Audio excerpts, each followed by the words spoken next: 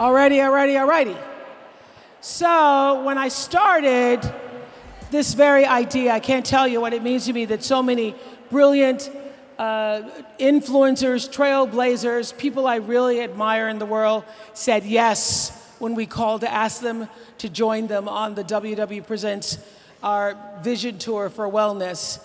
And I mean, Tina Fey packed her parka and came all the way to the Twin Cities, y'all. Please welcome Tina Fey.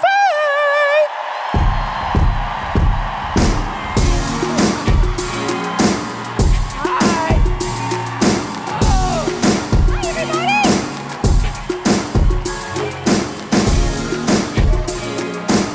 She's here. Oh, look at you. Love you too. Yeah, you left your parka at the back. You look. My parka in the back. Was the cold a little shocking? I mean, it was. I walked out of the hotel this morning and I went, ah! Like the moment. Hey, I did the same thing.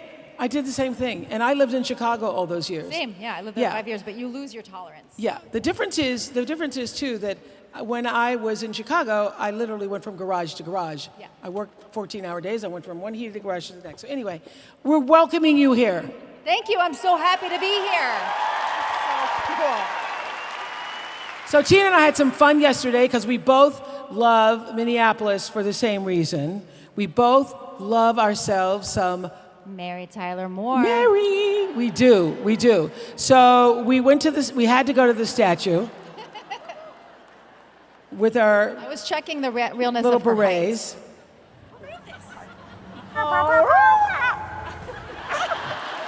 Love that.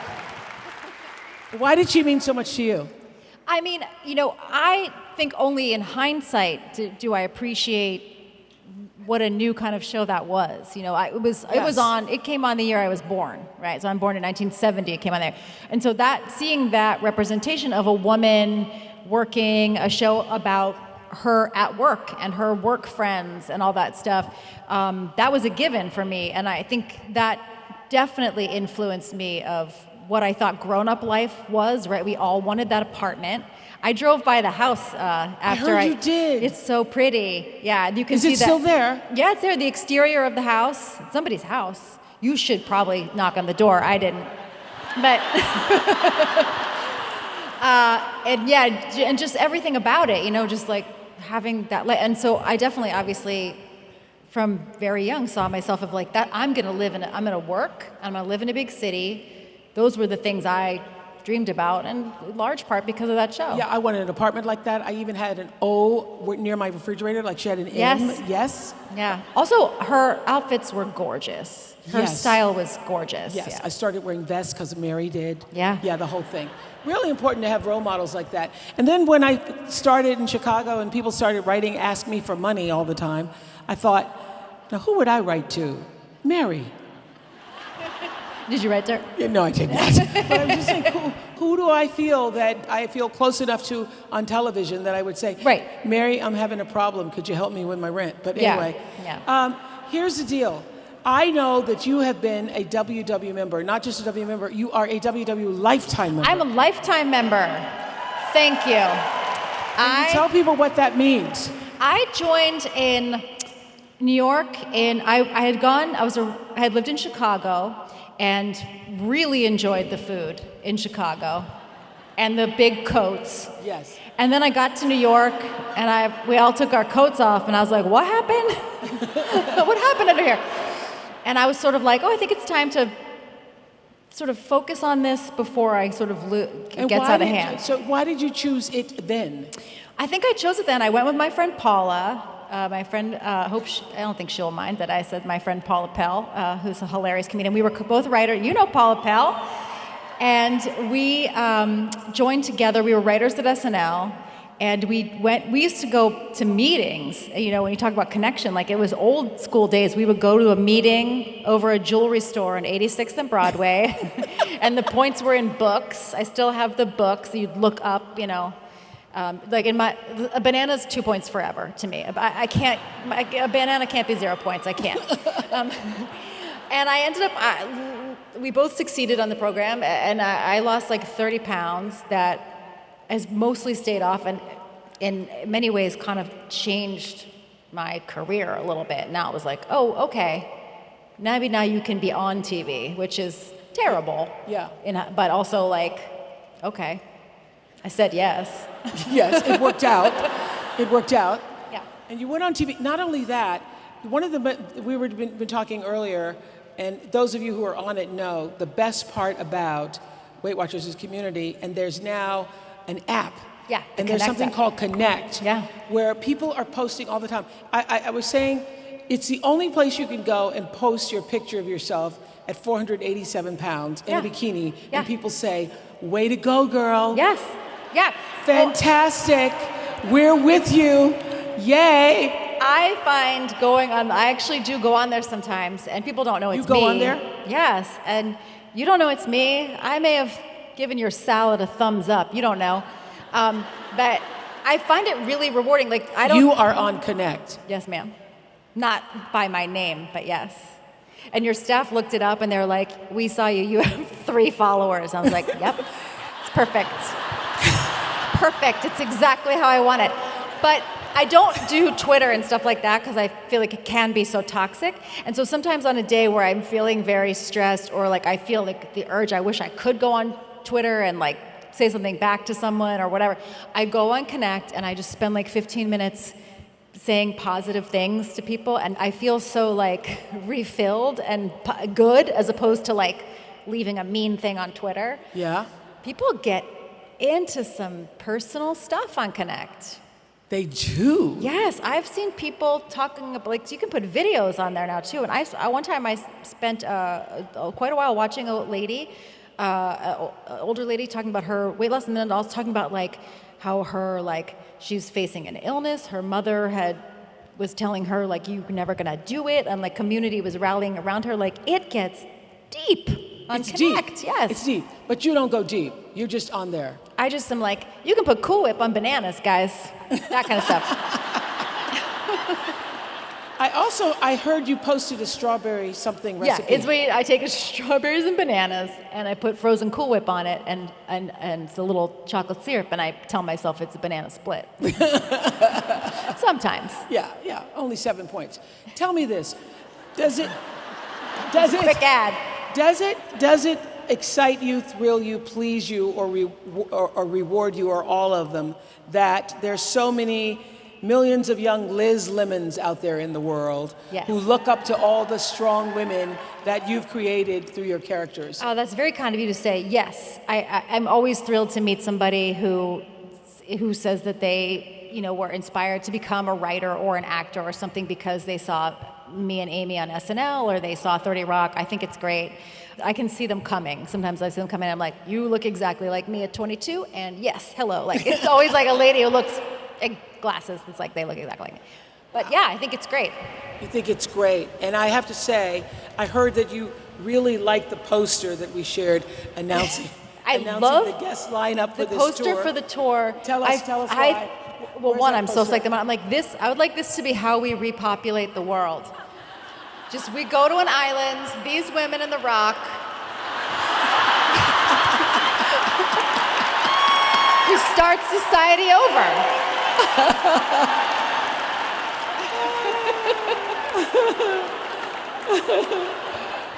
I'm just saying. Good poster. So I hear you're in a reboot stage now. Yes. What does that mean? Well, it was interesting because I was doing the workbook on my way here and stuff on the plane, and I'm 49. I'll be 50 next May. How are you feeling about that? Thank you. I feel okay. I feel fine. Yeah. I'm trying to make myself say I'm 49 and not be like, I'm 50, like, because I'm not yet, Yeah. But it's only going to get better. I hope so. I think so. No, right? no. Yeah. It is. Yeah. It is. Yeah. And I will tell you, the only number that actually gave me pause was 60. But when I turned 50, my dear friend Maya Angelou was still alive. And Maya said to me, babe, the 50s are everything you've been meaning to be. It's everything you thought you might do. this is it. It's coming in. You're not even there yet. Yeah, great. Okay. I agree.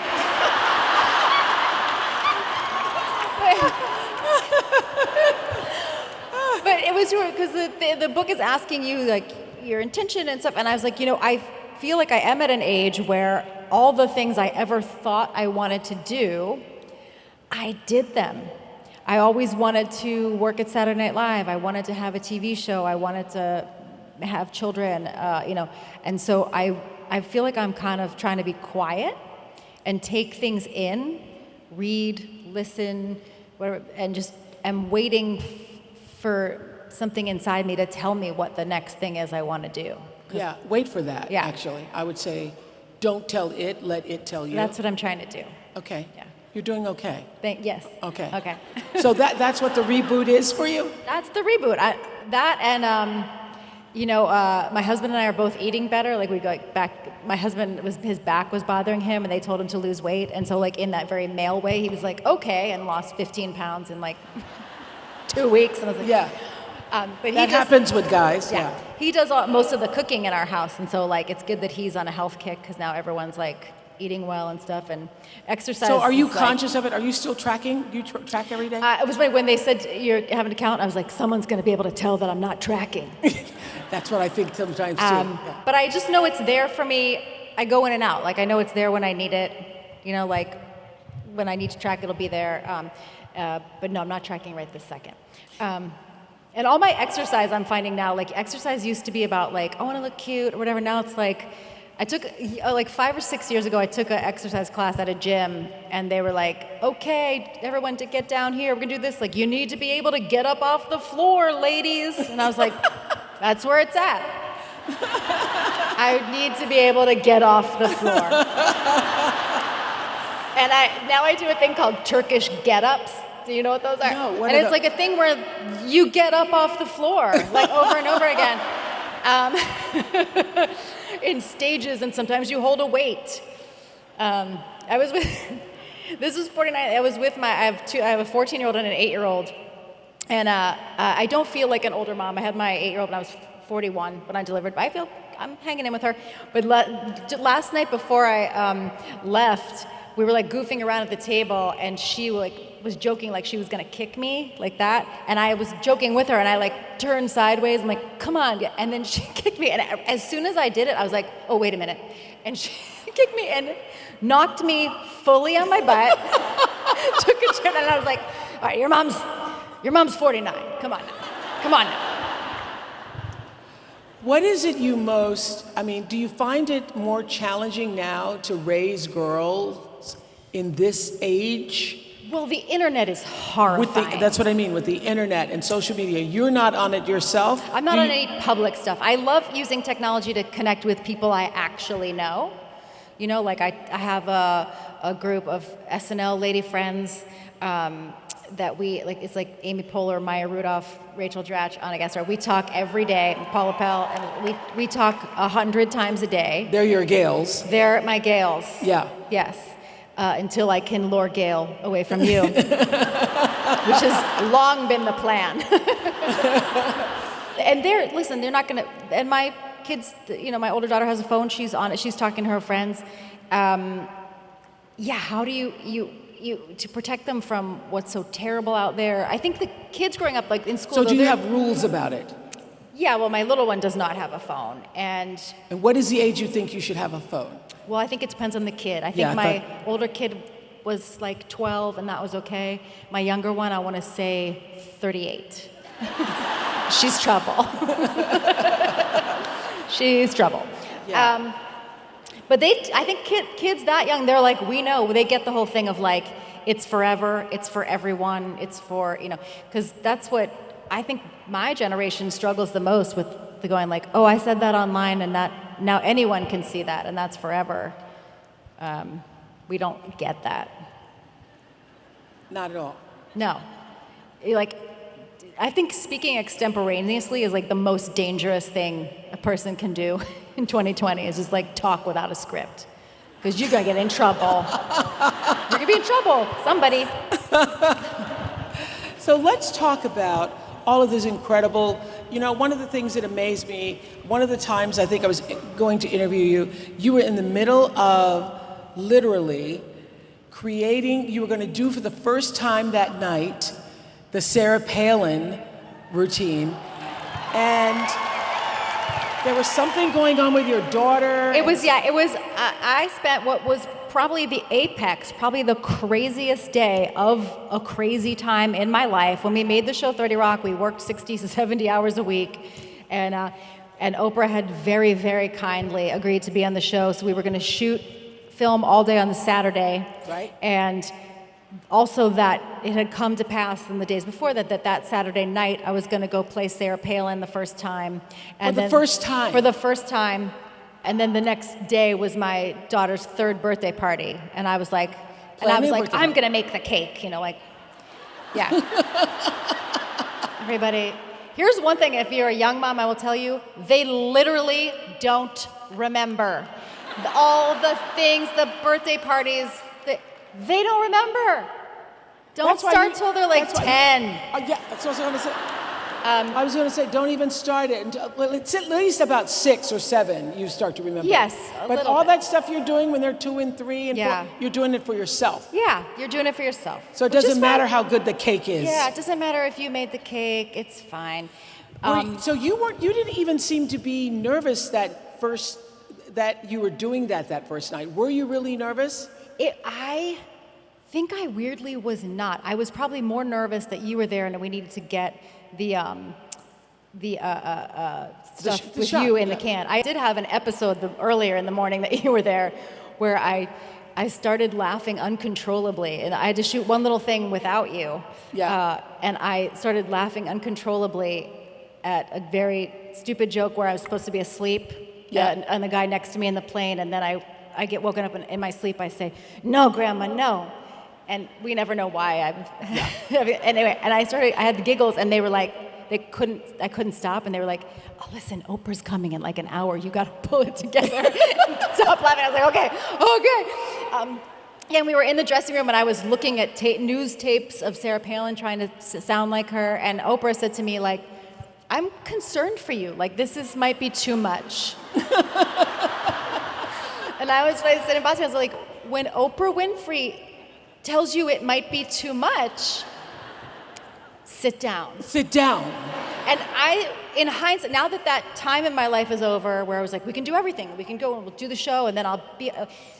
I can remember a feeling that now I know was just cortisol, just spiking at all times. Like a tight chest, front and back, and cortisol, because that show 30 Rock was a lot of challenging people with challenging circumstances, and I think that there would be days where I'm like, I feel it eating my heart. Like the cortisol. The cortisol is burning away my heart, and so I don't feel that anymore. I have other shows now, but I'm not in them, and I feel that that's good. You know what I love about you is that, first of all, you didn't know, particularly that first day, that the Sarah Palin gig, that thing was going to turn into a thing and a thing and a thing. I didn't, and all I knew was people thought I looked like her, and I was like, I don't even work there anymore, and I don't think people realize that, and they're like, and I've joked and said that I felt like it was a prayer for Owen Meany moment. That was like everything in my life had been leading up to me to be able to do that. And one thing I was thinking about that and about balance in general, and the reason why I wasn't that scared was, I think because other parts of my life were in balance, I felt like if it goes terribly, I'll just go home. And my family's there. That's right. I was able to have perspective of like... I will say that is the reason why Gail and I, and if you were going to steal her as a best friend, why she is the best friend, because she always actually loved her life and so never wanted any parts of mine. You can only have friends who are truly your friends, who are not jealous of you, who don't want what you have, who only want what they have, and they are happy for what you have. And that's why I also would be remiss if I didn't mention my best friend from home, growing up best friend, Marlene Kimball, who is very much that. She's a teacher in Pennsylvania, and we celebrate each other. And yet I never feel like, that she's like, well, I wish, this weekend I might have blown it. I probably should have brought her this weekend. Probably should have brought your friend. Yeah. So do you have lots of girlfriends? Because you have the Saturday Night Live group that you talk to all the time. Yeah. I have my Saturday Night Live friends who now that's old friends. That's over 20 years ago. I have my, my old hometown summer theater friends. I have all my work friends. My friend Az, who I used to work with, flew in from LA not because of me. But yeah. Yes. I wanted to ask, first of all, you are going to be hosting the Golden Globes. Yes, Amy and I are going to go back. You and Amy next going year. back next year? Yeah. So here's when I'll be tracking. Next December, I'll be tracking those points. Yes. Back to tracking. For the big event. Do you think, as a comedian, that there are some jokes, some things that shouldn't be joked about? Is there anything off limits? My honest answer as a comedian is sort of no. If you're a good enough comedian, and if it's true, and you find the way to get at the truth of something, technically no. But it's also you have to think of who you're speaking to, and I think what people are getting pushback is that people, again, because when you speak now, you're speaking to everyone in the whole world, and so you get more pushback of I can hear you, and I didn't like that. And so it's harder to write jokes, but in theory, when you say, is there no topic, and I think, in my mind, I'm I don't think there's any topic that I wouldn't want to hear what Chris Rock had to say about it.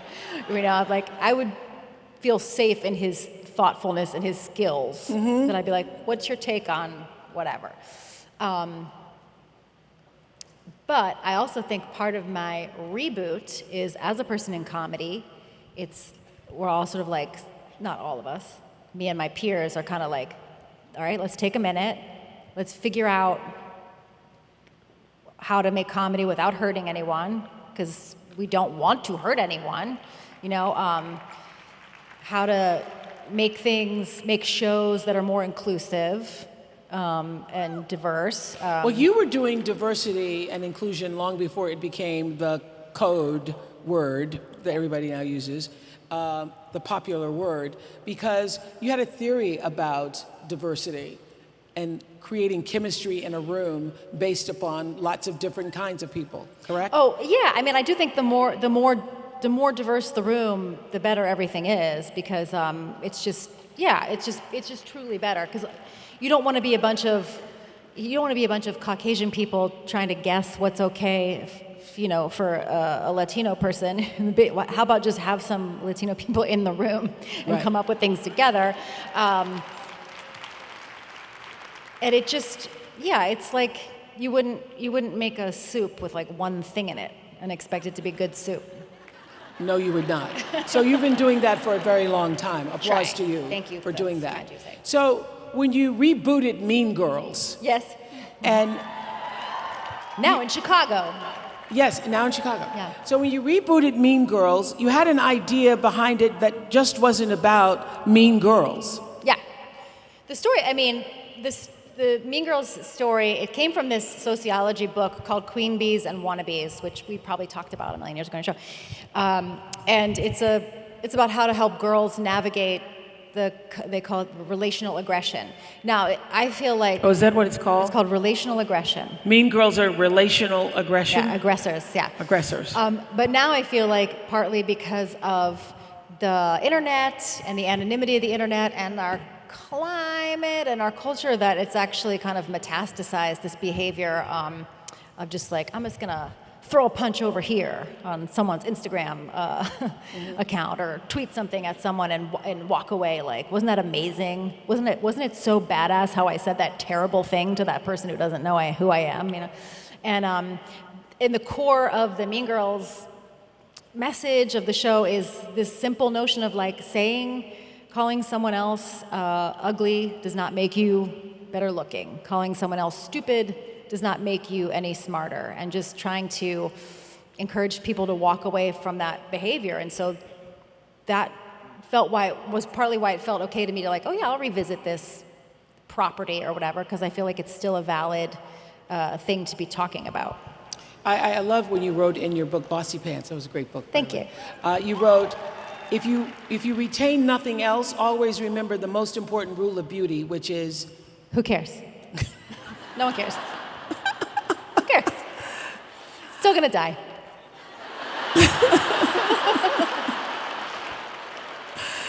And you say you reached a point where you loved everything about yourself. And you actually were talking about your thin lips that make you look like your nephew. Yeah. I look just like my nephew. I did that like face change up. I'm like, yep, it's my nephew. I think it actually is very much a blessing that I think it's good to not be pretty as a teenager, or you know what I mean? Like it's, why? Because I think if you're a very attractive young person, the world treats you differently. It expects different things of you, and you may not develop other aspects of yourself, and then you will eventually, unless you're Christy Brinkley, you will eventually lose that beauty. And then you don't know who the rest of yourself is. Yeah, know? But Christy Brinkley is just, she's more Christy Brinkley now than she ever. Yeah, she looks beautiful. Yeah, she is. She is. She is. But it never was an issue for you. I mean, I feel like being too beautiful? No, it's never been an issue. It's never been a problem. But you know, I think we talked about this. Like I think it's interesting. I've moved through my life in a couple different body shapes, and it's interesting to go from having been kind of like I said, just Chicago style, comfy comedy person, and then I lost weight when I was like 27, 28, and people who I had definitely met before introduced themselves to me and treated me differently, and I felt like I was mature enough to be like, okay, thank you, don't hit on me. Yeah. You saw me before. And I think, I don't know. Because people treat you differently. They treat beautiful people differently. We do. We can't help it. And I think we all do we not? Yes. Yeah. And Which is why I punch my daughters in the face every morning. And I loved it. What you just said is true. I think I remember reading this in Bossy Pants. The reason you're so secure with yourself is because you've moved through life in a few different bodies. Yeah, you know, it's so true. Yeah, I think we say in Bossy Pants, like you should try being in your life. Try being a little heavy once. Try being really, really skinny once. You can't stay there. You know, you get to the point where you're losing weight, and you're like, then it just becomes a game. Yeah. Of like, how much weight can I lose? And that you don't want to reside there. You want to live your life. Want to live your life. Yeah. Now I just want to. My goal now is I see like old ladies in Manhattan like bustling down the street, and that's like my goal is like I want to be walking around town, probably yelling at people when I'm 85. When you're 85. Yeah, I want to be moving. That's it. I just want to be moving. You seem to be so literally normal, calm, and balanced. What's the lesson that's taken you the longest to learn? I think I'm at an age where I'm trying to learn that I don't have to be so obedient. I'm a very obedient person, a very obedient child growing up. I'm a pleaser. I want to hear that I got an A, you know, and I feel like you get to the age where you get past that, and now I don't feel the need to please others as much. As much? As Have much. you completely lost it? Do you still say yes a lot of times when you mean no? No, I think I don't. I think I don't say yes when I mean no. Yeah, I think I'm cured. I'm cured. It was the Vision Tour. I don't think I do, yeah. So since you're in that state of reboot, Yeah. Are you comfortable being in that place where you're just waiting for the next to show up? Yes, I'm comfortable. I keep saying like, around the house, I'll be like, well, you know I'm retired. And then my husband's like, you know you're not retired. I'm like, just let me say it. Yeah, I'm comfortable. I'm trying to read more. I'm trying to be I'm, present and enjoying my kids more than, my second kid has no understanding of how hard my older daughter had it when you're shooting and you're like, I would say goodbye to her at 5 in the morning and come home at 9 at night. And, that was terrible. And, now my little one, if I go for 10 minutes, she'll be like, where are you going? Like she has no idea how bad it could be. Other thing I'm trying to learn is to, as we all are, to be more present, to put the devices away, and to be with my family in a way and not be caught up in the idea of what it should be when we're together. When you work a lot, working moms can tell you, like, you spend a fair amount of time at work being like, I'm gonna go on Pinterest and look at like crafts I'm gonna make when I get home someday. Folders and folders of pinned crafts. And I had this thing where I was like, I'm gonna take my 8-year-old to this part of Central Park, this special garden, and we're gonna go and we're gonna take drawing supplies and we're gonna have a day. And I took her and she was like, it just went to hell. Like and we ended up like in a fight with each other and I was like, maybe let's just be together and not try to plan it and not try to, Are you glad that you're not, or would you want to be, on Saturday Night Live during this volatile political time? I'm glad to not be. I think it's a tricky time to write about politics. It's tricky.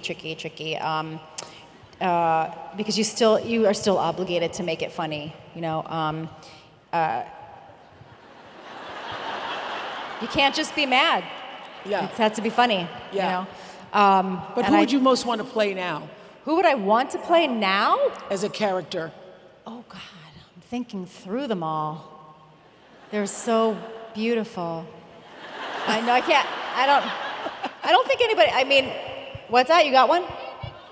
Amy Klobuchar. Rachel Dratch plays Amy Klobuchar and does an amazing job, and looks just like her.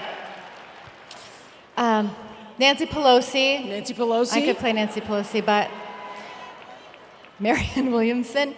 In improv, there's a whole thing when you're doing improv shows, which is where I came from, which are these scenes that everyone makes up together on stage.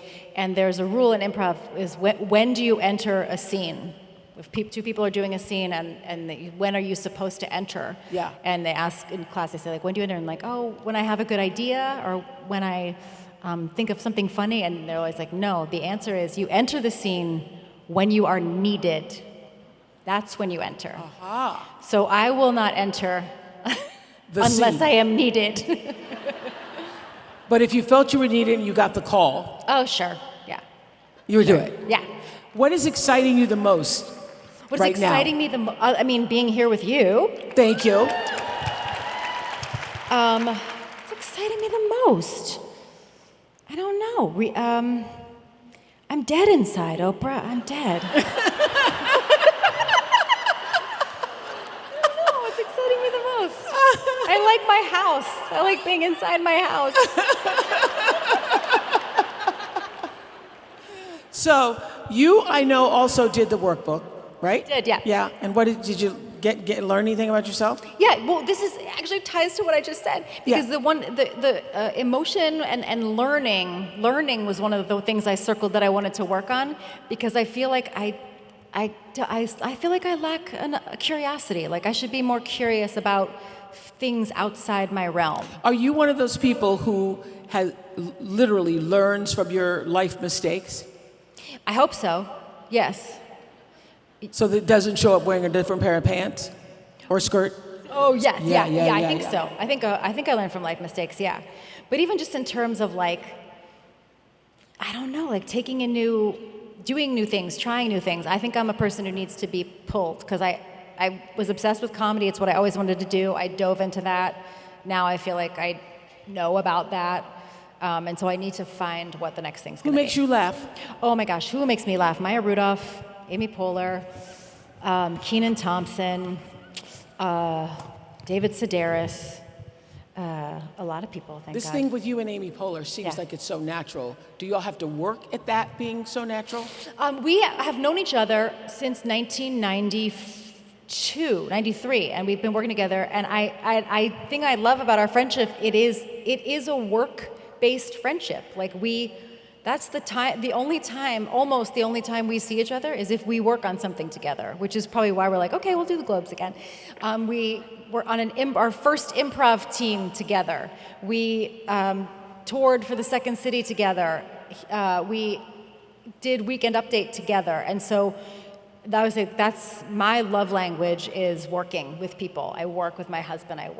And so going into do something like the Globes and sitting there with a packet of jokes and going through it with her, it's so natural and so easy because it's 25, 30 years in practice. Yeah, and that vibe just happens so naturally. Yes. Yes. So when you did your workbook, Yeah. what was your 2020 vision for yourself? Well, I think I was a little confused of whether it was supposed to be a whole sentence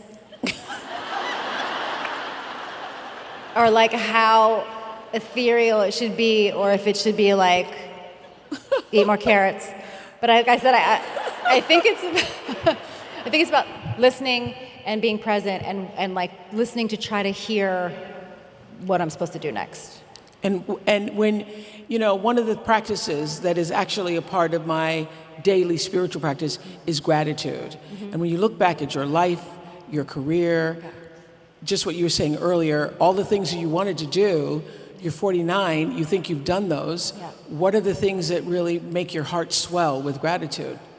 I mean, everything. The people I've gotten to meet, the people I've gotten to work with, being able to that I didn't run out of time to have children,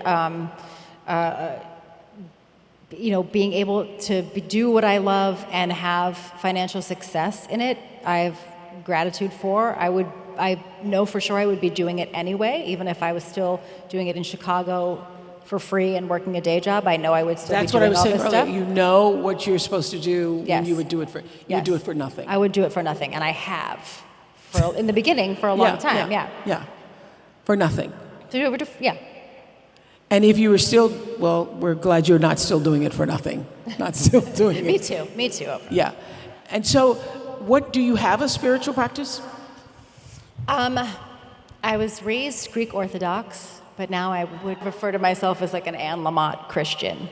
Like, just read some Anne Lamott, try to be a good person, try to impart ethics to my children. That's about it. And that's it. That's about it. What it. do you do, since we're talking about wellness here? Yeah. Okay. What do you do to keep yourself in that wellness space, that you are working to be more whole? Yes. And not perfect, because you taught us that we don't have to do that. No, you can't be. What do I do to be well? I eat well. I move around. I try to sleep now that I spent so many years sleep deprived, and that sleep deprivation is no joke. Like, there's a reason they use it as torture. Audience, I'm amazed they're still awake. I'm amazed Julianne, they're still awake, because when I asked the question earlier today, that's the number one question everybody could agree. They're not getting enough rest or sleep. Yeah, and it's so hard to prioritize it for yourself, but you should try. I love going to sleep. It's my favorite part of the day. I drink some natural calm, magnesium, and I go to sleep. I'm finding that I really need to be outside every day. Like, I need to make time to go walk and be in nature, or as close as I can get to nature in the city. In New York City, City, go to the park. I'm trying to read more. I'm trying to read more for a couple reasons, because I'm looking to reboot, but also I think I know my friends and I we're all very stressed by the news every day and the daily events and like fire in Australia and so many things like. Do you take it in? Because I was talking to a friend the other night who's like said, I gotta go watch the evening news. I never watch the evening news. No, I try not to. Yeah. Before bed? Are you kidding? I watch in the morning a little bit, and then. Do you watch Gail? I'm NBC forever. It's tricky. Yeah. So I watch NBC in the morning. Okay, yeah. Sorry. But, by the way, that was just a chess move to prevent me from getting Gail to be my friend. That was relational aggression.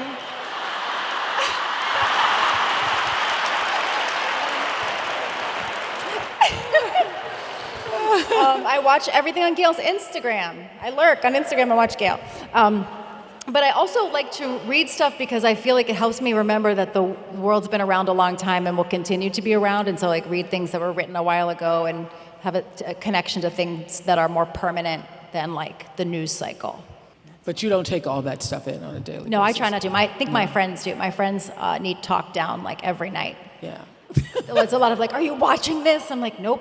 Not a bit. Nope, walk away. Yeah, don't even take it in. I can't even tell you what it meant to me that you said yes, that you would come here and talk to all of our... I told Oprah I would say yes to anything in the world that you ever asked me to do. And by the way, like if you ask me what my like spiritual beliefs are, like the closest I come is my love of you. Since I was a child, coming home from high school, I would come home every day and make a Jiffy Pop and watch you every day and eat that whole Jiffy Pop. And I feel like there are so many things that I say all the time that I got from watching your show. I always say, always be the only person who can sign your checks. Yes. I always say, never go with someone to a second location, which... Absolutely. Actually, I used to say it so much, stuff like that in the room at 30 Rock, that it became like a famous joke on 30 Rock with Carrie Fisher's character, Jack Burdett wrote, like, never go with a hippie to a second location. And it's because I wouldn't shut up about things I learned from the Oprah show. I went to a book club show once when I was living in Chicago with me, and probably Rachel Dratch, like a bunch of us had read The Book of Ruth was the book. Oh, wow. And we went to that show like it was a midterm. I don't know what, we thought you were gonna give us a test. Like we took it so seriously. Oh my gosh. So you are my church. You are my church and my light. Thank you for coming to Twin Cities. Thank you for having me. Thank you for being here. I love sharing you. a bit of yourself, your soul with us. Nice to talk Thank to you. you. Thank you, Tina Fey.